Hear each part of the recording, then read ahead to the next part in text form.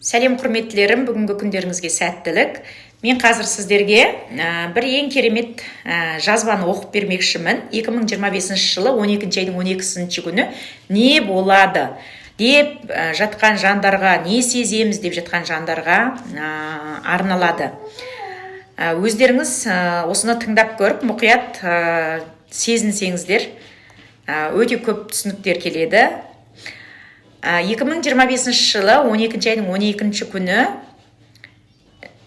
күннен бастап адамзат сол күні, жай дата емес, ол күні адамзат бұрынғы саналық деңгейде қала алмайды дейді.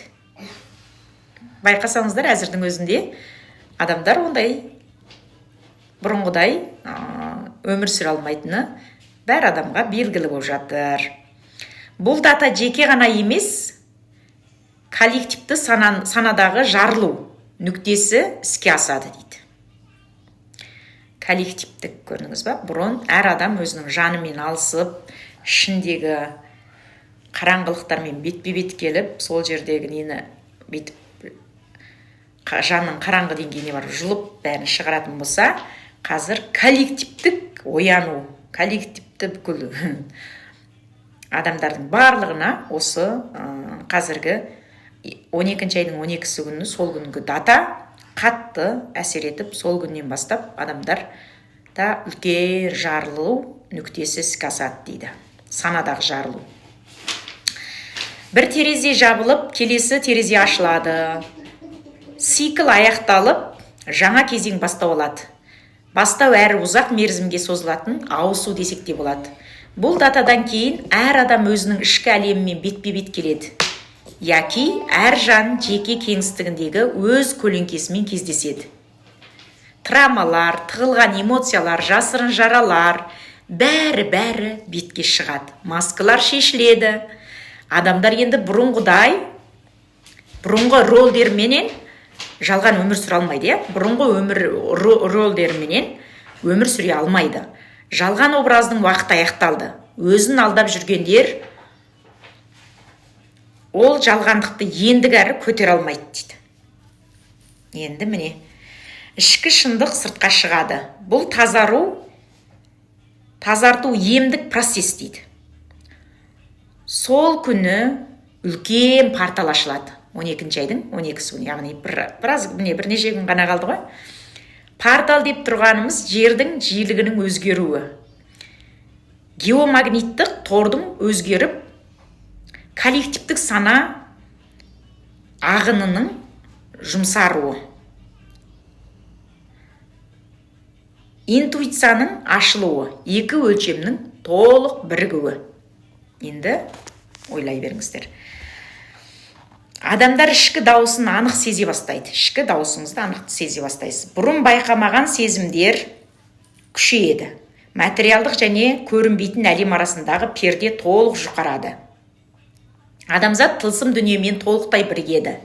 Енді олар ғайыпты, жарық күштерін өз түп негізіне теріске шығармайды. Өз түп негізін теріске шығармайды. Мына жерде сіздер ойлаңыздар, Олар енді ғайыпты, жарық күштерін өз түп негізін теріске шығармайды дейді. Сіздер айтып жатады ғой. Сіздер нұрдан келгенсіздер, нұрға қайтасыздар. Сіздер жарықсыздар деп. Енді сіздер өздеріңіз тылсым әлеммен бұрыннан сіздің ата-бабаңыз байланысты. 12 делінкалы спиралды болған.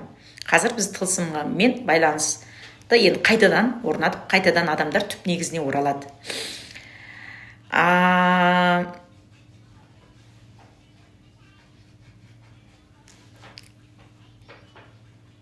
Түп негізін теріске шығармайды. Енді ешкім қарсы тұрып, ойбай қуған, анау-мынау деген әңгіме айтпайды. Бәрі түсіне бастайды. Сезеді және ұғады дейді. Тылсым әлемдерді. Жаңа түсетін энергияның қуаты да осында, сана ашылады. Қорқынышпен басқаратын ескі үшті бағдарлама толық әлсірейді. Яғни, үшті матрицасында бізде дін, салт дәстүр, соның ескі бәрі, діннің егір-егірлерінің барлығы жойылады деп айтады ғой, әлсірейді. ешқандай адамдар да енді сенбейді, мағына бермейді деген сияқты. Кәдімгідей адамдар өзі түсіне бастайды.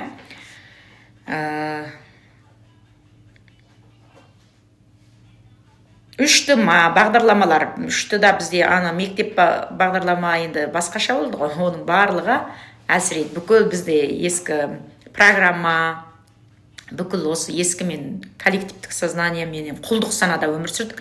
Енді құлдық санамыз аяқтайды. Құлдық санадан қазір басқаға өзгердік бәріміз толықтай.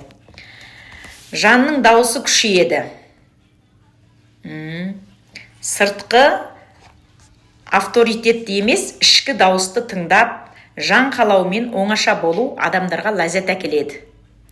Бұрын хаус деп, бұл хаус емес, бұл жаңа саналық сатыға көтерілу.